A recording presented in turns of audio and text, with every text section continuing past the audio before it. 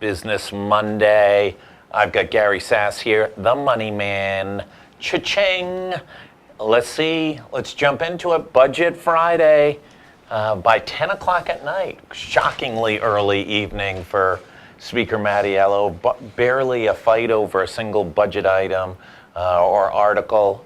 What's your take on this new fiscal 19 budget facing Rhode Islanders? Well, I think there are two ways to look at it. As far as the budget document for next year, starting next month, yeah. As you and I have discussed previously, it's an election year budget. They tried to restore some of the cuts the governor felt compelled to make because revenues weren't as good in November as they turned out to be in May. So every interest group has been satisfied. As far as the structural issues are concerned, they didn't make things any worse. It probably stayed, about the same. You can always find things in budgets that you don't like. For example, expanding the sales tax to services. But by and large, it was a garden variety election year, budget, one that one would expect. So I can't get very excited. The decisions made at the end were primarily to restore monies that the governor cut for human services, for Medicaid payments to hospitals, for payments for developmentally disabled people, which were cut back. They were the same kinds of political deals in a budget that happened in an election year.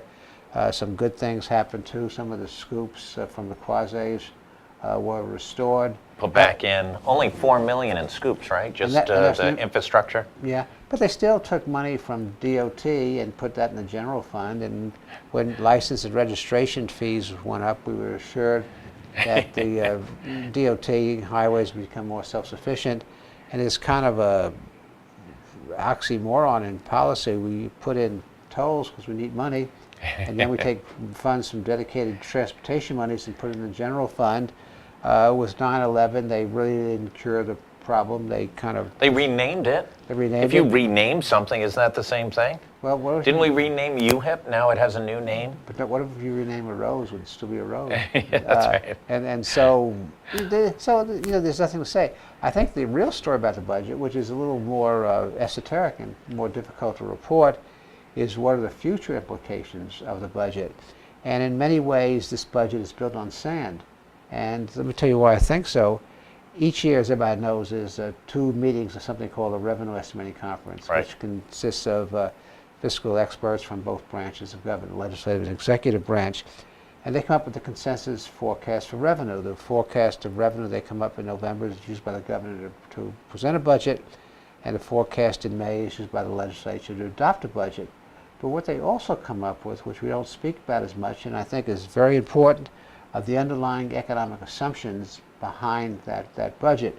So what are the economic conditions that the budget's based upon?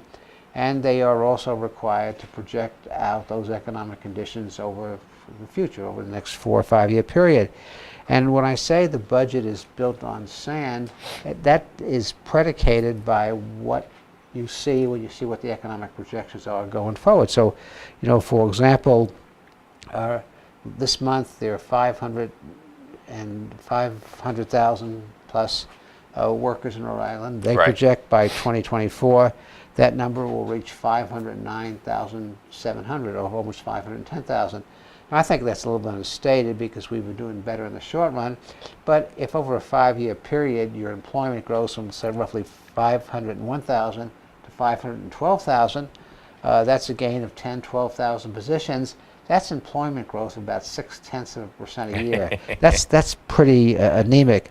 If you look at the labor force in March was about 558,000. Back in January of 2007, it was about 574,000. There were 15 or 16,000 more people in the labor force, which we haven't recovered. So they're not stellar numbers on employment growth. And then you look at other numbers we created about 43,000 jobs over a 10-year period, roughly from 2009, mid-fiscal year 2009. Coming out of the Great Recession into this year. Yeah, but 28%, almost a third of the jobs pay less than $35,000. About a third of the jobs, 27%, pay more than $60,000. So when you look at the kind of jobs that we're creating, they're jobs, and we should be grateful, but they're not good-paying jobs. And the economic forecast going forward says we'll see growth in health, we'll see growth in financial services and professional services, but the jobs are predicated to be at the lower end of the scale. Yeah. So when you look at the job numbers, you see anemic growth over the next 5 years in jobs. Growing 10,000 jobs in 5 years is not a great number. And then when you look at the types of jobs being created, you really have to scratch your head and say, why are we spending hundreds of millions of dollars from Commerce, Rhode Island to create jobs, but they're low-end jobs. So and that drives future budgets. Right. The unemployment rate currently is about 4.4%. At the end of by 2024, it's programmed to go back up close to 5%, about 4.95%. So all the economic assumptions that deal with employment, deal with unemployment, are going in the wrong direction. Sure. And we've adopted a budget without addressing our fiscal problems. So the question always becomes, and this is more this year than in past years, okay, that we're in a good part of an economic cycle now. The economy is good. All states are benefiting. A rising tide in this case really is lifting absolutely. all ships.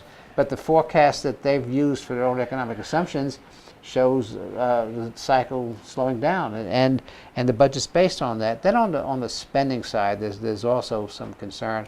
The average rate of inflation over the next 5 years is predicted to be about 2.3%. Right. It goes from about 2.2 to 2.8 depending upon the year. Well, our spending growth this year was about 3.9%. So our spending growth is growing at a significant multiple of inflation. Will we have a little more bravado, though, in once they get through this election year, and next year maybe they're a little more aggressive in limiting the growth of spending? This clearly was a year in which there was some good news on the revenue side, and they grabbed every last penny plus to be able to do the re-election of every incumbent that they possibly could, both on the House, Senate, and in the governor's office. I mean, is that could we see some improvement next year, or do we only make improvements in our spending structure when we're in tough times? Well, crisis is the best. Don't want to waste a good crisis. Momentum, right? Well, it depends on what leadership. What kind of leadership exists. Both in the governor's office and in the House and the Senate. But a lot of the decisions made increase the base. So when you put 18 million, I think, back into DD development disabled programs, that's 18 million that's there, unless she wants to, or whoever the next governor is wants to cut it back. When you deal with Medicaid expansion, and you have a third of the state on Medicaid, that's a budget driver. What was interesting? Passed the budget on Friday night. Not Friday night, not Saturday, not Sunday, not today. Not one. Patricia Morgan, the only one. No press release from the Republican Party on the budget. No press release from... Well, I did see a press release from the Republican Party. Really? I did. I also saw Fung didn't say poop? No, well, and I also saw a comment the night the budget passed in the House from the governor's communications director. Mike put out a statement. Yeah. Well, the governor absolutely made a comment. Yeah, there were comments. There were comments made. There's not a lot to crow about, so But the GOP didn't really. There was no organized critique of a budget that was approved, whatever it was, 66-7 or something. Well, I did see a statement that raised some issues about the budget that the GOP did put out. Minority leader, obviously made a lot of. She did. A lot of statements about the budget. It's hard when you're not. The person that's empowered to make the statements about the budget is really the minority leader. You don't have a sitting executive. But those statements came from both the party and the minority, most from the minority leader. But next year, when you look at what the budget drivers are, we haven't indicated the political will to address those budget drivers. So unless you get into Medicaid, unless you school aid is a good example. School aid this year increased. This is general aid. The other programs increased as well. But school aid increased by $6.4 million. That's nothing. Yeah. In terms of put more pressure on property taxpayers. So when you say they're going to bring the budget back under control, then I say, where is the political will to deal with the budget drivers? And you can talk about wasting. Well, it's really more than that on schools, because if the schools want to take advantage of the $250 million bond, they're going to need to generate some additional money to be able to fund those things. Right, and we still don't. And there are equity issues that need to be addressed. We're working with some people on the question of school equity. Some of the districts with the poorest performing schools, they get money if you just look at it in a nominal sense. Sure. But in terms of what's needed to educate those kids, there are equity questions that need to still be addressed. So school funding is not a place to cut, my point. Not a place to cut Medicaid, with the rolls growing and us being involved in Medicaid expansion, adding 75,000 people to the rolls. Some of the cuts the governor did make in social services, which is 40% of the budget, were restored. So once they're restored, it's hard to take them. Yeah, get them back out. Hard to take them back out. We know debt service is going to be increased. Just with the amount of debt that we're going to be assuming, that debt service will be increased. So it's easy to say, cut the budget. But you need the leadership, and you need the political will, and you need the direction, and you need a strategy. Neil Steinberg from the Rhode Island Foundation had an interesting piece. He says, we don't have a strategy to do things that are important. Yeah. And he was talking about health and education. Well, health and education are two of the biggest drivers of the budget. And if you don't have a strategy, that means you don't have a direction. If you don't have a direction, you have faulty leadership. Bob Whitcomb had in his roundup this weekend, had a piece. It's not the first time he's hit a little bit of the warning button about the state of the American economy, worried that we are in a bubble situation and that we could replicate the 07, 08 fiscal meltdown, that there's some indicators that say we're over leveraged, and there's some core issues of fundamentals that are wrong with what's going on. What's your thoughts? Well, we talked about the lack of leadership in terms of monetary and fiscal policy. The Trump administration talks about tax cuts and talks about the regulatory issues, which are helping the economy in the short run. I think all economists, whether on the left or right, now see that those have been temporary stimulus. But I think we have to be very careful about debt. Debt, is an issue affecting homeowners now. About 40% of homes have credit card debt. The average is over $11,000. The federal government debt is just marching along.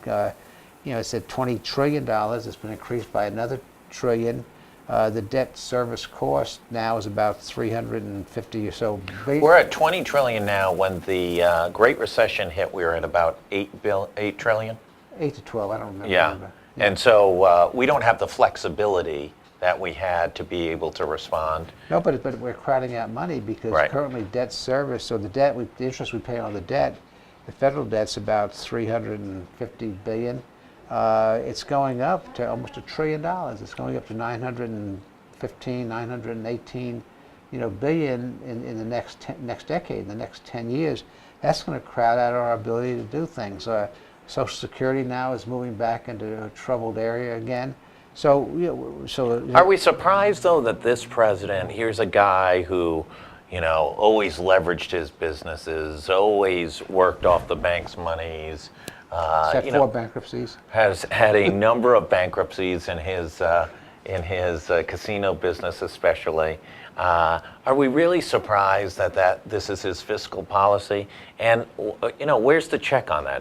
Don't we have conservative Republicans in the House and the Senate that are supposed to be keeping an eye on these things? And also their Democratic colleagues. But that's the great challenge and unknown. This president, I don't think, has a fiscal policy. I certainly am not impressed with his trade team, his commerce team. Right. His Secretary of Treasury is a Goldman Sachs guy. Well, there's nothing wrong with being a Goldman Sachs guy, except he wanted to take his wife out to Fort Knox to see the gold. Yeah, and boy, Goldman Sachs was about this far away from collapsing in the last fiscal crisis if it weren't for a certain guy from Omaha, Nebraska, who bailed them out, made some money bailing them out. So the fiscal policy, yeah, I think there are really, challenges. And the debt picture, the old saying is that those that don't learn from history are bound to repeat it. So just one historical thing, which wasn't that long ago, a decade ago, 2005, 2006, up to 2008, prices, the value of homes were escalating. Right. So people, borrowed money against the equity, so they got cheap debt and they had overpriced homes. Finally, the market figured out, they put together these mortgage-backed securities. The most dangerous profession in the country now is financial engineering. Right. Yeah, so these financial engineers put together these mortgage-backed bonds, and then when the market realized that home values and stock values weren't worth the debt, the market crashed. So we're in hyperinflation in housing prices, right? In Rhode Island, we're up dramatically. But the Rhode Island situation is fascinating because the housing starts are just growing by 1.5, maybe 2%, but they're growing very slightly. But they're not even growing where most of the people need affordable housing. They're growing at the top of the market, and those prices are escalating. But learning from the housing, that was the housing bubble, and so the bubble we're moving into now is the corporate bubble. Now, I'm not as much of a pessimist as some others, but there's certainly something to be concerned about. So these corporations have great profits. The economy is going strong. Most corporations' profit sheets look pretty good. Also, they benefited from the corporate changes in the corporate tax structure, from the Tax Cut and Jobs Act. So what they're doing with some of that money is they're cashing out and they're buying back some of their own debt. Their own debt. And the people that benefit from buying back some of their own debt are the investors on Wall Street and some of the CEOs and upper-level executives. There's a redistribution problem when they do that. So, that's another driver of debt. But got back to our friends the financial engineers. Yeah. They're not going to miss an opportunity to make a buck. So we've come up with it several years ago with exchange-traded funds, which are really nothing more than just a portfolio of different corporate bonds, probably a pretty safe investment. But now we have collateralized loan obligations, and those are being basically sliced and diced, just like the old... Like we did back 10 years ago. Like the mortgage bonds, and we don't know where that's going to go, but this is where it gets tricky. There are two areas it gets tricky. So it's not just corporate debt that's growing. I said it's government debt, and it's also household debt. Those are growing right now. And where it gets really tricky is that the Fed Fed policies on credit and supply of funds are going back to the normal levels. So you can expect to see rate increases, and so debt service costs are going to increase, and that's where the bubble can bust. Now, and then we live in such uncertain times, which I would never even pretend to predict, but we have unpredictable trade policies in this country right now. The president screams at his allies and pats his enemies, our old enemies, on the back, says he's going to do something, and somebody says something nice to him, he says he's going to do something else. And so there's a tremendous unpredictability. There's unpredictability in Europe with Brexit. And so we have what I've just described as increasing corporate debt with a changing interest rate environment as the Feds go through this, and a tremendous amount of economic uncertainty. What's your prediction on the next, when will we see the next economic dip from a national level? Oh, I don't predict dips. I just predict upticks. I'm not predicting the dip. You're only a good news guy. You're only about the growth side. If one was predicting a debt, we've had a 7 or 8 year recovery. Right. It's been an anemic recovery. Yeah. But it's been a recovery nevertheless. And I just don't. I normally I would have predicted it 2 years ago. When that didn't happen, so I've stopped predicting downs. I really don't know. Last issue. We've seen probably one of the most high-pressure, intense, frenetic races for governor, certainly of my lifetime. On average, we're receiving functionally about 10 press releases a day over the past 10 days. Is there a chance these folks are all going to exhaust themselves before we hit August 1st? Well, it's not a question of them exhausting themselves. Are they going to exhaust themselves before they say anything relevant? That's the real issue. You know, I'd like to see them exhaust themselves explaining their education plan or their health plan. I'd like to see them exhaust themselves explaining why Commerce Rhode Island corporate welfare, you know, what it's doing, what it's not doing, where it's been successful, where it's been unsuccessful. And instead, you know, we're back to the schoolyard throwing mud pies. So yeah, they may get tired throwing mud pies, which is really unfortunate because, you know, we don't have a health care plan for the state. We don't have an education strategy. We have an economic development plan, which the governor crows about and has had some successes. But the numbers I quoted earlier about what the projected job growth is, what the projected the economics, the salaries and wages of the jobs that are being created, you know, really make you scratch your head and to understand what we're buying. So we have a lot of important issues to discuss, and we have intelligent people running for office, and they want to be discussing these issues, but instead it's I got you. And I hope they exhaust themselves with I got you and get back to some of the policy concerns. Well, thank you as always. Insight here with the money man, Gary Sasse, bringing us really the expert insights into exactly what's going on at the federal level, over at Wall Street and at the Rhode Island State House.